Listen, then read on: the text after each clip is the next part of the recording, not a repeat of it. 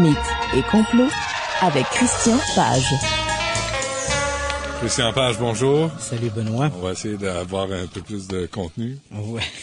Bon, Christian, d'abord, hier, ça a été une grosse journée. Ça a été une journée un peu difficile. Oui, tu as fait à la fois dans le mythe et dans le complot, oui. d'après ce que j'ai pu comprendre. Puis, j'ai parlé à un Raélien. Ben,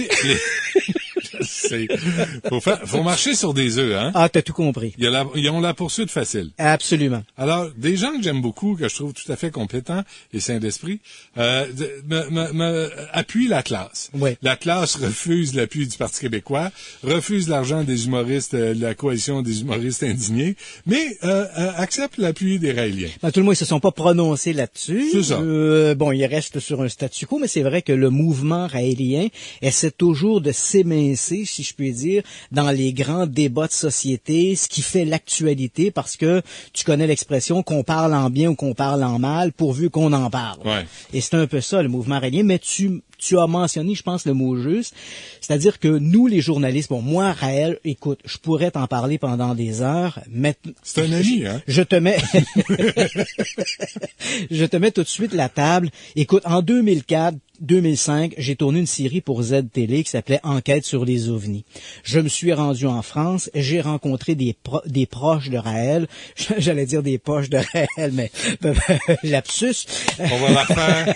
Alors, je me suis rendu donc à Ambert où il est né, à Clermont-Ferrand où il a grandi. J'ai rencontré donc des proches de Raël à l'époque où il s'appelait Claude Vorilon. Donc, on pourrait dire plein de choses sur le personnage. Pourquoi on ne le fait pas? Puis je pense que ce sont des choses qu'on pourrait tout à fait tenir, c'est un discours qu'on pourrait tenir devant n'importe quel tribunal, mais pourquoi les journalistes ne le font pas? Moi-même, j'avais travaillé avec les gens de la M6, là-bas en France, qui avaient fait des documentaires, qui avaient fait des entrevues tout à fait croustillantes avec des proches de Raël, la mère, la tante de Raël, et pourquoi on ne fait pas ce travail-là? Pourquoi on ne va pas jusqu'à présenter tout ça? Ben, éventuellement, comme tu l'as mentionné, ces gens-là ont la poursuite facile, et même si on pouvait tenir le discours devant un tribunal, on n'a pas envie de perdre notre temps avec ça. On a autre chose à dire. C'est souvent dans leur discours, c'est très souvent des demi-vérités. Écoute, hier, j'ai écouté l'entrevue que tu as fait et j'en ai quand même spoté quelques-unes. Hein? Le type, par exemple, nous dit, écoutez, les journalistes sont méchants avec nous, oui. On a supporté la cause, par exemple, de l'excision, on s'est fait tourner en bourrique un peu. Contre l'excision. Oui, c'est bon, contre l'excision. Oui. En fait, ce qu'ils te disent pas, c'est un peu une demi-vérité. C'est-à-dire que ce n'est pas parce qu'ils se sont prononcés contre l'excision que les journalistes ont tiré à boulet rouge sur le mouvement raélien. C'est parce que là-dedans, ils ont créé une sorte d'organisme tentaculaire qui s'appelle Clonaid et dont le slogan est « Adopter un clitoris parce que on va en cloner ». On va cloner donc des clitoris pour éventuellement peut-être, qui sait, faire des greffes sur les femmes qui ont vécu l'excision. Donc tu vois, c'est une demi-vérité. L'idée n'est pas de se prononcer. Est-ce que ça marche? Je ne sais pas. Non, mais... Les mauvaises langues diront que... Mais bon, enfin, tu vois, donc c'est un peu... Donc c'est un peu ça dont on mentionne. Par exemple, dans le mouvement raélien, c'est toujours aussi d'exploiter les médias dès que la chose est possible, mais lorsque ce pétard mouillé leur explose au visage, alors là, on devient les méchants journalistes. En 2002, rappelle-toi, par exemple, à la fin de 2002, décembre 2002, ils ont annoncé à l'échelle planétaire qu'ils avaient créé un bébé, qu'ils avaient cloné un bébé, une petite fille du nom de Ève. On a demandé, les journalistes du monde entier ont demandé d'avoir une preuve de ça. Ils ont trouvé tous les moyens possibles pour s'esquiver sous prétexte qu'on voulait conserver l'anonymat de l'enfant, alors que, bon, évidemment, il y avait 1000 façons de faire pour démontrer la véracité de ce propos-là. L'affaire est tombée finalement dans l'oubli, mais on oublie que ce mouvement raélien a utilisé les médias dans ce cas-là. Donc, c'est toujours un peu ça. Donc, on utilise les médias, on aime s'attirer de la publicité et éventuellement, bon, on trouve toujours le moyen de tirer à boulet rouge sur les journalistes lorsqu'on ne rend pas gloire aux prophètes. Et évidemment, ben, il y a toujours cette menace d'un quelconque bâillon parce qu'il y a une poursuite qui est toujours possible. Non, mais Christian, t'as vu le livre de Raël? avec ses dessins. Absolument. Écoute. c'est comme Star Trek avait l'air avant-gardiste. Oui. Et Raël a quand même fait quelque chose qui avait nui à d'autres gens avant lui, hein, parce que Raël appartient à ce mouvement des contactés, donc un mouvement qui est apparu dans les années 50, des gens qui se sont prétendus être les porte-parole des extraterrestres. Ces gens-là, avant Raël, donc ses prédécesseurs, s'étaient un peu perdus en mettant trop d'artifices, trop d'éléments. Hein. La machine était faite de telle ou telle façon, et l'évolution de la science, tout ça, le discours faisait que ça tombait à un moment donné en désuétude. Raël a tiré leçon de ça. Quand la soucoupe arrive, là on est en 1973, son premier contact, il monte là-dedans, il n'y a rien d'autre que 2 chaises. Donc, perdons pas notre temps avec des boutons, des portes qui s'ouvrent, qui sortent, il y a 2 chaises. Mais pas deux chaises de pique-nique, là. 2 chaises, les 2 gars sont assis là-dedans. Ouais. Donc, il va trouver le moyen. Évidemment, il va mettre le symbole, la croix gammée sur sa soucoupe raélienne, là, parce qu'elle vient de la planète des éternels, les Elohim, de l'autre côté de la galaxie. Et puis, éventuellement, c'est pas nécessairement le meilleur symbole à utiliser. C'est vrai que c'est un symbole qui est associé au nazisme, mais qui n'est pas originaire du nazisme. C'est un symbole très ancien qui représente l'éternité, qu'on retrouve d'ailleurs sur le livre des morts tibétains. C'est un symbole ésotérique. Hitler, le Troisième Reich l'ont utilisé, mais c'est d'abord et avant tout un symbole ésotérique. Mais tu comprends que faire construire une ambassade à Jérusalem, ou en Israël, comme le souhaite le mouvement raélien, c'est pas le meilleur symbole à utiliser. Non.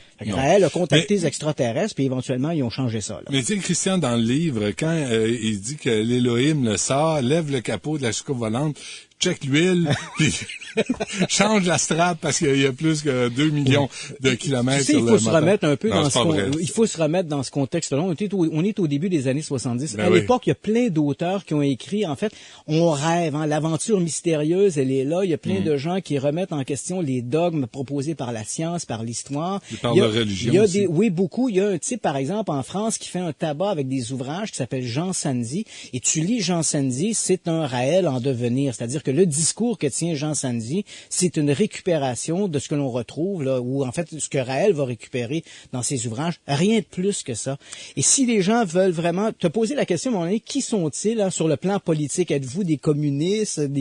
En fait, Raël a déjà répondu à ta question. Il a publié un ouvrage qui s'intitule La géniocratie. Alors, selon eux, ce ne sont que des génies qui devraient tenir les rênes du pouvoir. Et avoir le droit de vote. Ben oui, absolument. Écoute, il y a plusieurs ouvrages qui ont été écrits sur Raël. J'en ai un, malheureusement, qui est très peu connu des gens parce que, petite maison d'édition, pas beaucoup de publicité, mais un ouvrage qui est vraiment très intéressant, Raël, voleur d'armes, qui a été écrit par Maryse Péloquin. C'est un ouvrage vraiment très fouillé qui nous raconte les débuts de Raël, comment il est né, comment il est passé de Claude Vorilon à Claude Seller, un chanteur que l'on comparait, dit-on, à Jacques Brel, avant de devenir le messager des extraterrestres. OK, on va s'arrêter là-dessus. Ouais, beaucoup sur Raël. Je vais me prendre un petit verre d'eau, puis on revient après la pause. Mythes et complots avec Christian Page. Monsieur Cannibal, je ne veux pas mourir. Monsieur Cannibal. Ouais. Je pensais à Sacha Distel quand j'ai lu ton premier sujet. Hein? Ouais. Hey, c'est l'été. Tu sais, on s'en va en vacances. Là, tu veux me parler de cannibales puis de zombies? Vraiment? Oui. OK. Écoute, faisons directement dans le complot. Écoute, d'abord, avant de te parler de l'événement qui actuellement mobilise les amateurs, je vais utiliser durant cette chronique le mot conspirationniste, amateur de complot. Je vais pas l'utiliser de manière péjorative, mais je mets tout de suite là, je veux pas recevoir un paquet de courriels de gens me disant Monsieur Page, le mot conspirationniste là, c'est un peu méprisant. Tu vas en recevoir pareil. Je sais. Donc notre histoire commence par un personnage et tu vas voir un peu le dérapage qui a suivi avec tout ça. Notre individu s'appelle Rudy Eugene. Il est né en 1981. Il est d'origine haïtienne. Il a grandi en Floride. Il est allé à l'école jusqu'en 12e année, et puis il a vécu de différents expédients, travaillé chez McDonald's, tout ça. Et au moment où nos événements vont se produire, là, on parle de la fin du mois de mai de cette année, le bonhomme en question travaille dans un lave-auto, un car wash. c'est un adepte des drogues et il consomme sur une base plus ou moins quotidienne de la marijuana. Et sa compagne dira, après les événements dont je vais te raconter, qu'il était devenu un peu paranoïaque depuis quelques semaines et il s'intéressait notamment à certaines tendances religieuses. Il lisait tout aussi bien des passages du Coran que des passages de la Bible. Donc voilà, donc la table est mise pour ce Eugene en question, Rudy Eugene.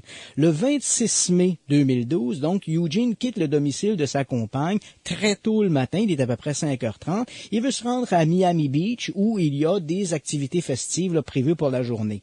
Donc, chemin faisant, il traîne avec lui un Coran et une Bible qu'il traîne dans sa voiture. Et puis, chemin faisant, il emprunte l'autoroute. Sa voiture tombe en panne. Les caméras de l'autoroute montrent que pendant à peu près 30 minutes, il va essayer de remettre son véhicule en marche. Comme ça ne fonctionne pas, il va abandonner son Coran dans la voiture, il va prendre sa Bible en main et il va commencer à marcher le long de la voie rapide. Éventuellement, sa voiture sera retrouvée par les polices de la route qui vont faire remorquer le véhicule. Donc, chemin faisant, notre Rudy Eugene commence à se déshabiller, littéralement. Il enlève sa chemise, ses bas, ses chaussures, il garde toujours sa Bible et puis éventuellement, vers à peu près, là, on parle, il est rendu 13h55, il a marché sur quelques kilomètres, il va se retrouver face à face avec un sans-abri du nom d'Edward Popo. Et puis là, il va l'attaquer littéralement. Il saute sur lui et il va le frapper, le traîner. On se trouve là. Et tout ça va être filmé par les caméras du Miami Herald là, qui sont pas très loin et qui montrent la scène. Donc, il se précipite sur cet homme-là, va le frapper, va lui frapper la tête sur le ciment. Et puis là, il va entreprendre de lui dévorer le visage, littéralement. Donc, notre bonhomme, Rudy Eugene, complètement nu, laisse tomber sa Bible, saute sur ce bonhomme-là, le déshabille, lui frappe la tête sur le pavé et commence à lui dévorer le visage.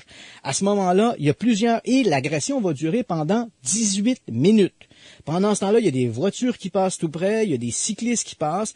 Tous ces gens-là voient la scène, mais personne ne réagit. Il faudra donc 18 minutes pour que quelqu'un contacte le 911 pour dire, bon, écoutez, il y a deux hommes qui semblent être en train de se bagarrer, je sais pas trop ce qui se passe. Les policiers vont arriver sur place. Et au moment où un des policiers va arriver sur place, la première voiture de patrouille qui arrive, on surprend donc Rudy Eugene, toujours en train de dévorer le visage de ce Ronald Edward Popo. Et lorsque le policier l'intime, lui donne l'ordre de s'arrêter, Rudy Eugene se tourne vers lui en grognant et puis reprend son festin. Tant si bien que le policier n'a d'autre choix que de l'abattre de 4 balles. Et ce qui est assez étonnant, c'est que dès la première balle, le policier est surpris que Eugene ne réagisse pas. Il va devoir lui tirer 3 autres balles pour finalement coucher l'individu. La victime, Popo, ce sans-abri, est transféré à un hôpital de Miami, où malheureusement, je dis malheureusement, non. Bon, il va survivre à ses blessures, mais il faudra malheureusement des mois pour lui reconstruire le visage et il restera, dis-je, défiguré le restant de ses jours. Cette attaque est tout à fait surprenante. Elle va mobiliser pendant des jours. Les médias de Miami vont parler de cette attaque tout à fait invraisemblable. Les policiers, au départ, croient que l'attaque, cette mystérieuse attaque, parce qu'on ne connaît pas trop les motivations de Rudy Eugene, pourquoi avoir attaqué cet individu, ce sans-abri. On sait que ces gens-là ne se connaissaient pas. Qu'est-ce qui a fait que Eugene a décidé de s'attaquer comme ça aux sans-abri? On l'ignore. Et là, les policiers vont suspecter l'utilisation d'une drogue mystérieuse, une nouvelle drogue qui est apparue sur le marché il y a très peu de temps, qu'on appelle le sel de bain. Qui est un dérivé du LSD et qui entraîne des crises qui approchent tout à fait la folie. Un individu sous l'effet de cette drogue-là devient complètement fou. Le sel de bain. Le sel de bain, c'est le nom qu'on donne à cette drogue-là, qui est un dérivé de, et j'ai écrit ici le nom, le méthylène dioxypyrovalérone. OK, c'est pas pour mettre dans la baignoire. Non, pas du tout. C'est le nom qu'on donne. Et les policiers, au départ, croient que Eugene était sous l'effet de cette drogue-là, qui est un puissant psychotrope et qui entraîne des crises de folie. Mais l'autopsie va révéler que Eugene, ce jour-là, n'avait fumé que de la marijuana. Ah oui, donc, l'affaire de sel de bain, donc ce n'était pas ça. Donc, la cause, les analyses toxicologiques montrent que le sel de bain n'était pas impliqué dans l'attaque. Parfait. On s'arrête un instant, on est avec Christian Page. Mythes et complots avec Christian Page. Alors, Rudy Eugene, Holly Munchies, il a fumé du pot, il a un cure-dent entre les dents. Donc, ce type, Rudy Eugene, 31 ans, donc s'est attaqué à ce sans-abri de 65 ans, Éloi Popo, il lui a dévoré une partie du visage, et là, immédiatement après cette histoire-là, d'autres attaques semblables ont été rapportées dans la presse. On pense, par exemple, à un étudiant de Baltimore, qui au début du mois de juin a été arrêté pour avoir démembré son colocataire et d'avoir mangé son cœur et une partie de son cerveau. Et puis ensuite, d'autres attaques. En Chine, par exemple, un chauffeur d'autobus s'est attaqué à une femme, lui a dévoré littéralement le nez. Donc, tu vois, donc des attaques comme ça. Et là, évidemment, tout ça fait son chemin. À mon avis, et à l'avis de plusieurs, ce sont là des faits divers qui sont sans aucun lien, mais évidemment, comme ça tisse un peu une sorte de toile, les amateurs de complot, les conspirationnistes vont chercher là-dedans quelque chose, un lien commun, et là, on se met à parler soudainement, est-ce qu'il pourrait exister une sorte de virus du zombie? Un virus qui transforme les gens en zombies. Je pense que oui, moi. Tu te rappelles, tu as vu certainement ce film I'm a Legend, oui. Je suis une légende, où l'humanité est devenue un peu des zombies, une sorte de virus. Oui, The Omega Man au début avec Charlton Heston, et puis ensuite I'm a Legend, et 28 Days aussi qui transformait cette humanité en zombie. Et là, on va voir apparaître sur la toile, sur le web, des sites web qui nous parlent de cette histoire de zombies. On y a même trouvé le nom du virus. On l'a identifié. On l'appelle le LQP79. LQP79. Et là, on va même plus loin que ça. Hein. On s'inspire de réalité parce que tout ça n'est pas que du déjantage. Là. Il y a à peine un an, il y a eu un documentaire du National Geographic, bon, pas n'importe quoi, qui s'était inspiré de cette histoire de 28 Days, I'm a Legend. On avait posé à des scientifiques la question, est-ce qu'il est possible de créer un virus qui transforme les humains en zombies? Et la plupart des immunologues, des spécialistes, des biologistes avaient dit, c'est possible, à partir d'un virus de la grippe et à partir de la rage, il serait possible de créer un virus un peu semblable. Mais tout ça est une théorie, tu comprends? Ça reste dans le domaine de la théorie, ça ne demeure pas dans le domaine de la pratique. Mais pour les conspirationnistes, on passe rapidement de la théorie à la pratique. Tant et si bien que cette histoire de virus zombie fait son chemin à travers l'Internet, ça devient presque un événement de société, à un point tel que le CDC aux États-Unis, donc l'organisme tentaculaire du ministère de la Santé, a dû émettre un communiqué en disant « Attention, toute cette histoire de virus zombie n'existe pas. On est en présence ici simplement de faits divers, criminels. C'est pas la première fois que des gens attaquent des gens, en bouffent des morceaux. L'histoire de la criminalité, les ouvrages sur le crime. Mais récemment, je me souviens pas d'avoir eu ça dans les nouvelles. Mais c'est vrai que la coïncidence de 3 ou 4 cas semblables dans un court laps de temps est assez surprenant. Et puis, un de ces sites web, là, c'est assez intéressant parce qu'on entre dans le cœur de la conspiration. L'un de ces sites web, l'un des auteurs de ces sites web a avoué il y a quelques jours que tout ça n'était qu'une fraude. En tout cas, que son site à lui était une fraude. Le type en question, il s'appelle Alfred Moya. Il avait mis en ligne un site où avec même des petits vidéos, des images et tout ça qui rendait tout à fait vraisemblable son histoire. Et évidemment, il se faisait un peu le propagandiste de cette menace, de ce virus.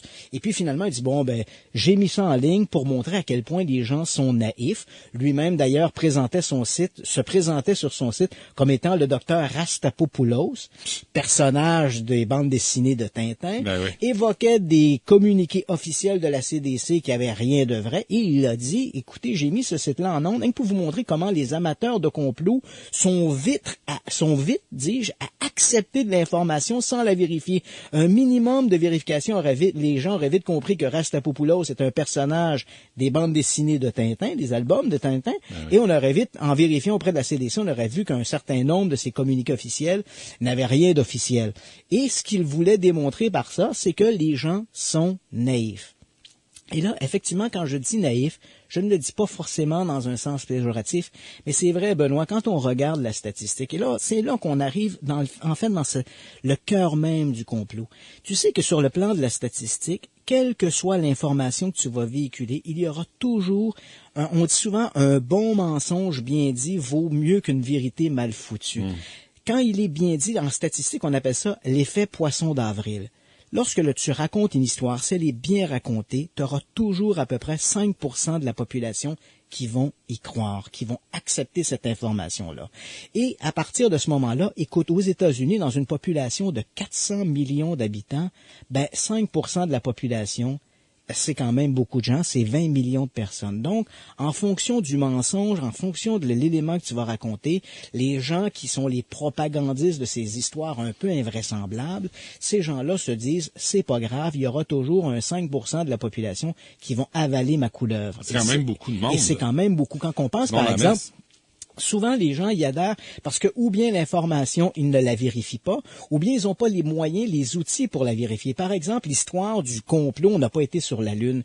Tous les arguments proposés pour les amateurs de complot ne tiendraient pas 5 minutes devant des spécialistes du programme spatial.